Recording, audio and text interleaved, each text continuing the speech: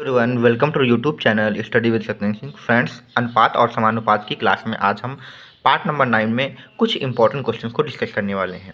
इसके पहले हमने पार्ट नंबर 8 तक अनुपात समानुपात के बना रखे हैं। अगर आप लोगों ने नहीं देखे हैं तो उनको भी देख लीजिए ताकि ये क्वेश्चंस आपको और बेहतर तरीके से समझ में आ सकते हैं। फिलहाल मैं कोशिश करूँगा कि आपको यहाँ से भी अगर आप कर रहे हैं तो भी आपको समझ में आ जाए। ठीक है, तो यहाँ पे देखिए पहला क्वेश्चन यहाँ पे लिखा हुआ है, एक त्रिभुज की भुजाएं 7:9:12 के अनुपात में है। कोई एक त्रिभुज है जिसमें 3 भुजाएं हैं जो कि 7:9:12 और 12 के अनुपात में है, और बोला गया कि सबसे जो बड़ी और जो सबसे छोटी भुजा की जो लंबाई के बीच का जो अंतर है वो 15 सेंटीमीटर है। मतलब कहने का मतलब है कि सबसे बड़ी भुजा लेनी है और सबसे छोटी भुजा लेनी है, और उनका अंतर का मतलब है कि माइनस कर देंगे तो वो कितना आ जाएगा, 15 सेंटीमीटर आ जाएगा। तो हमें सबसे बड़ी भुजा की लंबाई बतानी है। तो सबसे पहले त्रिभुज की तीनों भुजाओं को हम यहाँ पे लिख लेते हैं। तो त्रिभुज की पहली भुजा, और ये हमारी होगी दूसरी भुजा, ये हमारी तीसरी भुजा। ठीक है, तो पहली भुजा और दूसरी भुजा और तीसरी भुजा को हम यहाँ पे कुछ ना कुछ मानेंगे। जब अनुपात से हम अलग करेंगे तो यहाँ पर एक प्रकार का कांस्टेंट लगाएंगे। जैसे यहाँ पे 7:9:12 दिया हुआ है, तो पहली हो जाएगी आपकी 7x हो जाएगी, दूसरी को आप 9x मान लीजिए, और तीसरी को आप कितनी मान लीजिए, 12x मान लीजिए। ठीक है, अब बोला गया है सबसे बड़ी और सबसे छोटी। तो सबसे बड़ी कौन सी होगी, 7:9:12 में सबसे बड़ी तो 12 होगी, और सबसे छोटी कौन सी होगी, 7x होगी। तो सबसे बड़ी और सबसे छोटी का अंतर, और इनका अंतर देखिए यहाँ पे 12 और 7 का अंतर कितना है, तो 12, और अगर आप 7 को देखेंगे तो इनके बीच में जो अंतर है वो 5x का है, और ये अंतर सवाल में कितना दिया हुआ है, तो 15 दिया। तो यानी 5x की वैल्यू जो सवाल में दी है वो 15 दी है। यहाँ से हम x बराबर निकालेंगे तो 15 के बटे कितना करेंगे, 5 करेंगे, और 5 से इसको डिवाइड करेंगे तो ये कितना आ जाएगा, 3 आ जाएगा। तो यानी x जो हमने कांस्टेंट लगाया था उसकी वैल्यू यहाँ पे क्या है, 3 है। अब हमसे पूछा गया सबसे बड़ी भुजा की लंबाई। तो सबसे बड़ी भुजा आप यहाँ पे देख सकते हैं, सबसे बड़ी भुजा कौन सी होगी, तो सबसे बड़ी भुजा आपकी 12x होगी, उसी की वैल्यू हमें यहाँ पे बतानी। तो सबसे बड़ी भुजा हमारी यहाँ पे कितनी है, 12x है, और यहाँ पर हम 12 और x की वैल्यू यहाँ पे हम 3 रख देंगे तो कितना आ जाएगा, 12×3 36 आ जाएगा। तो 36 हमारे यहाँ पे सेंटीमीटर ये सबसे बड़ी भुजा हो जाएगी। ऑप्शन यहाँ पे ए बिल्कुल इसका सही हो जाएगा। ध्यान रखना है आपको पहले तीनों संख्याएं मान लेना है, फिर बड़ी और छोटी का अंतर। तो बड़ी 12x थी, छोटी 7x थी, तो 12 और 7 का अंतर करेंगे तो 5x आएगा, और वो सवाल में आपका 15 दिया है। x की वैल्यू निकाल लेंगे, x की वैल्यू 3 यहाँ पर आई है, इसमें रख देंगे तो आपकी सबसे बड़ी भुजा आ जाएगी। अगर आपसे सबसे छोटी पूछेंगे तो आप 7x की वैल्यू निकाल सकते हैं।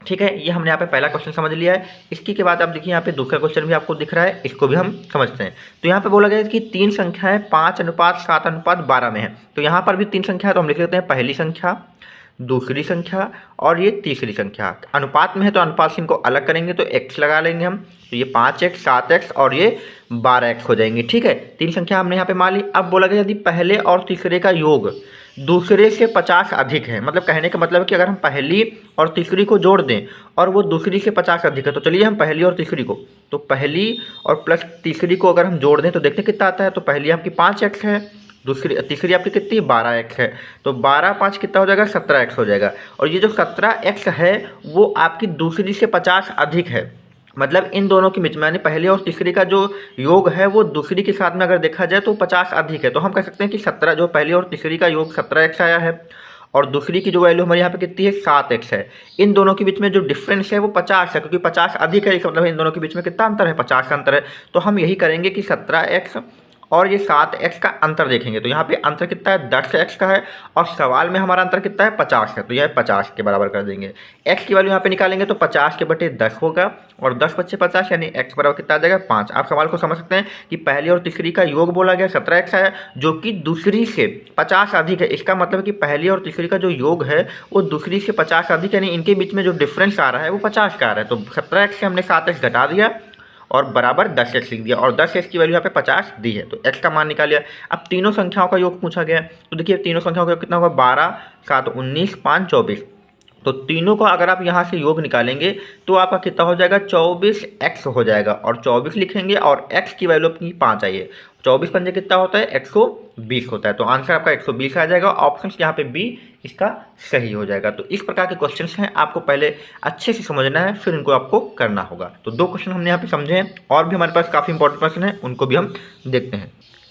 तीसरा प्रश्न देखिए लिखा है कि 3 संख्याएं 2:3:4 के 4 में। तो इस सवाल में हमारी जो 3 संख्याएं हैं वो 2:3:4 में है। तो हम इनको यहाँ पे अनुपात से अलग करके मान लेते हैं। तो पहली हमारी 2x हो जाएगी, दूसरी हमारी 3x हो जाएगी, और तीसरी हमारी यहाँ पे 4x हो जाएगी। अब बोला गया है तथा उनका औसत जो है 39 है। अब औसत का जो फॉर्मूला होता है यानी एवरेज का जो फॉर्मूला होता है वो होता है पदों का योग। क्या होता है? पदों का योग, यानी जितने भी आपके पद हैं उनका योग करो और पदों की क्या होती है? संख्या। तो हम यहाँ पे संख्या शॉर्टकट में लिख लेते हैं ये।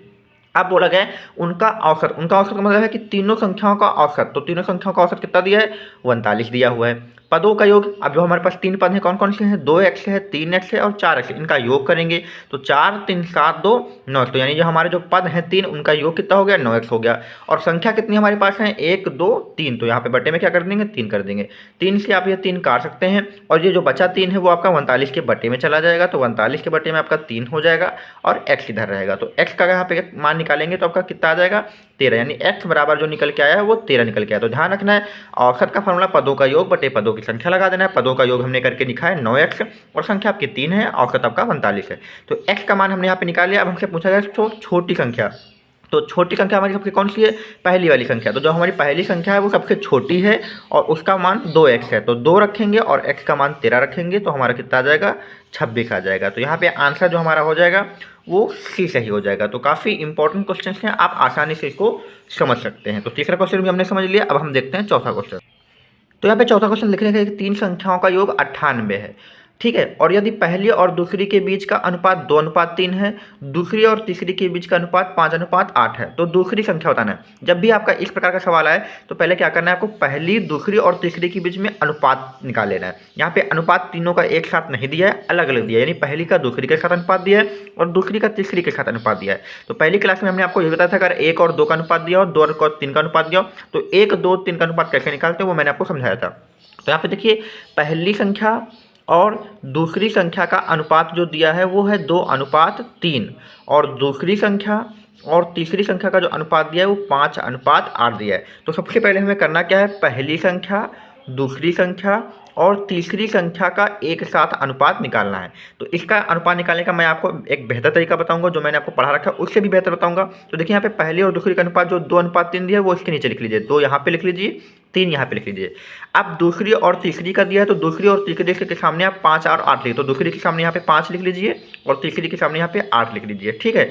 अब जो जगह खाली पड़ी है उनके सामने वाली संख्या को उतार दीजिए। यहाँ पे देखिए ये जगह खाली पड़ी है तो यहाँ पर 3 आ रहा है इसके सामने तो 3 उतार दीजिए। यहाँ पर जैसे जगह खाली पड़ी तो यहाँ पे इस सामने किसके आ रही है? 5 के सामने आ रही है तो 5 उतार दीजिए। अब जो नया अनुपात होगा इन तीनों की संख्याओं के बीच में तो वो क्या होगा? देखिए 5 दूनी 10 हो जाएगा और यहाँ पे 5 3 15 हो जाएगा और ये 8 3 24 हो जाएगा। तो तीनों संख्याओं के बीच में जो अनुपात आ गया यानी जो पहली संख्या, दूसरी संख्या और ये जो तीसरी संख्या है इनके बीच में जो अनुपात आया है वो 10:15:24। तो ये एक तरीका अच्छा है। आप यहाँ पे पहले और दूसरी के सामने उसका अनुपात लिखिए, दूसरी और तीसरी के साथ में आप अनुपात लिखिए, जो जगह खाली है उसके सामने की संख्या को उसको फिल कर दीजिए और फिर आप गुणा करा दीजिए। जो आएगा वही तीनों संख्याओं का अनुपात होगा। अब 10:15:24 तीनों संख्याओं का अनुपात हो चुका है। तो अब हम यहाँ पे पहली संख्या, दूसरी संख्या और तीसरी संख्या को हम मान के लिख सकते हैं। तो पहली संख्या हमारी क्या है? यहाँ पे 10x है तो ये 10x हो जाएगी। दूसरी हमारी 15 और 24 है तो ये 15x हो जाएगी और ये 24x हो जाएगी। अब सवाल में बोला गया कि तीनों संख्याओं का योग 98। तो यहाँ पे तीनों संख्याओं को जोड़िए। तो तीनों संख्याओं को आप जोड़िए तो 24 15 39 10 49 होगा। तो यहाँ पे हमने इन तीनों संख्याओं को जोड़ा तो हमारा कितना हुआ? 49x हुआ। और वो सवाल में जो योग दिया है वो 98 दिया है। तो x की वैल्यू यहाँ पे से निकालेंगे तो 49 से डिवाइड करेंगे तो कितना आ जाएगा? 2 आ जाएगा। तो x का मान 2 आ गया है।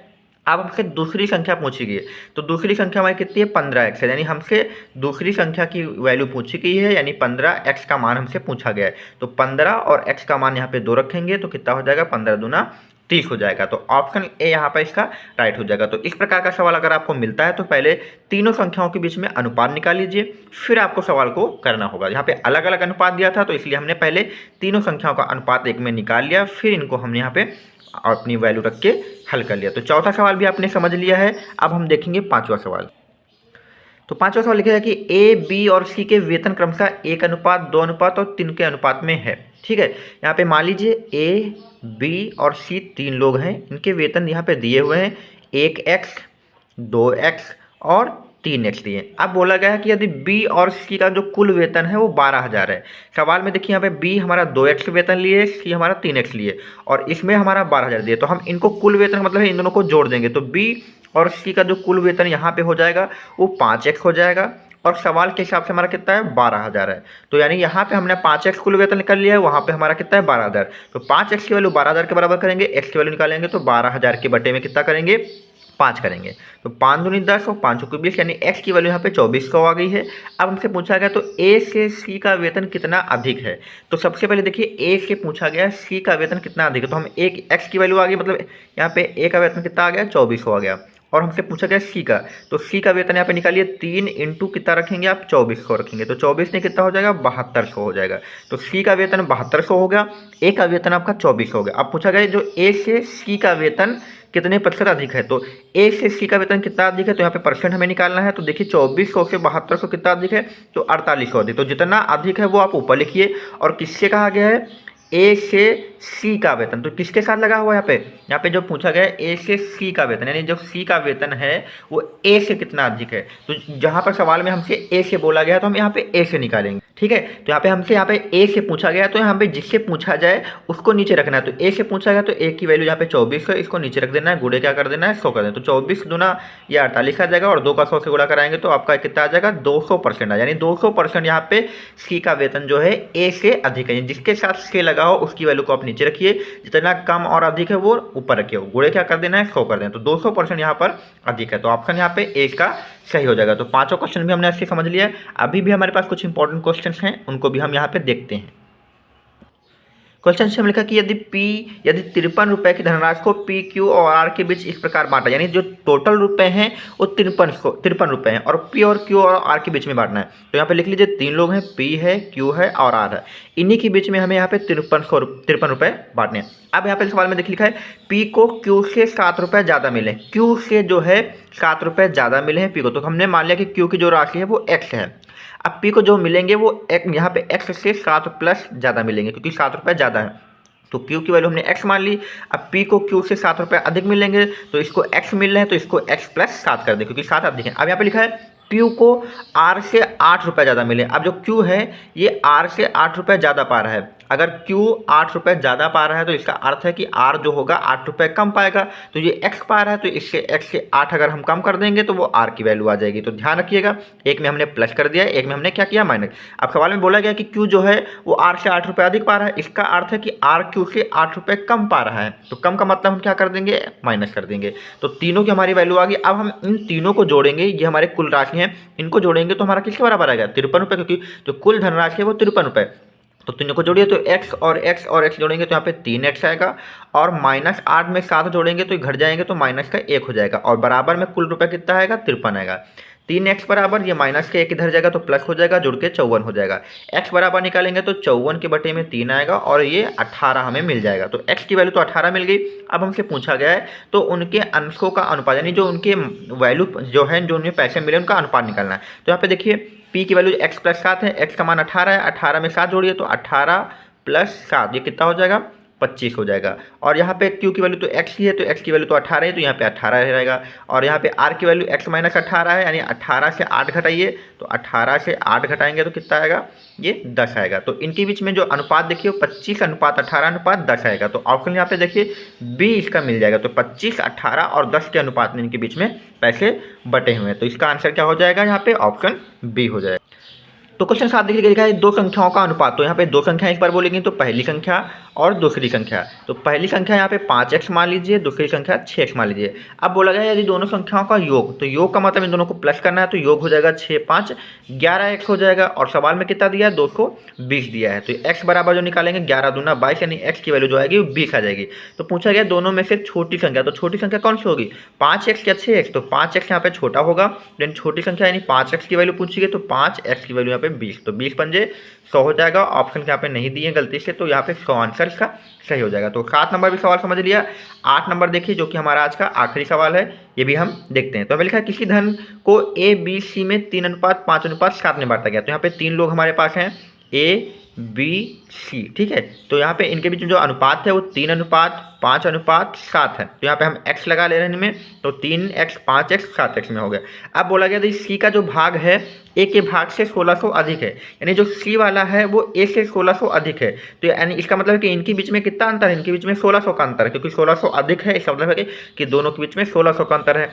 और यहाँ पर देखिए ए और सी के बीच में कितना अंतर है, तो ये 7x है, ये 3x है, तो इनके बीच में जो अंतर है वो कितना है, 4x है। और सवाल में कितना अंतर दिया है, 1600 दिया, क्योंकि 1600 अधिक का मतलब है कि उनके बीच में डिफरेंस 1600 का है। तो x की वैल्यू निकालेंगे तो 4 चौक 16 यानी 400 आ जाएगा, तो x की वैल्यू 400 आ गई। और b का भाग हमसे पूछा गया है, तो b का भाग हमारा कितना है, 5x है, तो 5 इंटू एक्स की वैल्यू 400 रखेंगे और 4 पंचे 20 हो जाएगा यानी 2000 हो जाएगा। तो जो हमारा बी का हिस्सा होगा 2000 होगा, ऑप्शन सी इसका सही हो जाएगा। तो इसी के साथ हमने सभी इंपॉर्टेंट ये क्वेश्चन आज के जो हमारा क्लास 6 में कर लिए हैं। अगर आपको कोई भी डाउट है तो कमेंट बॉक्स में हमें ज़रूर बताएं।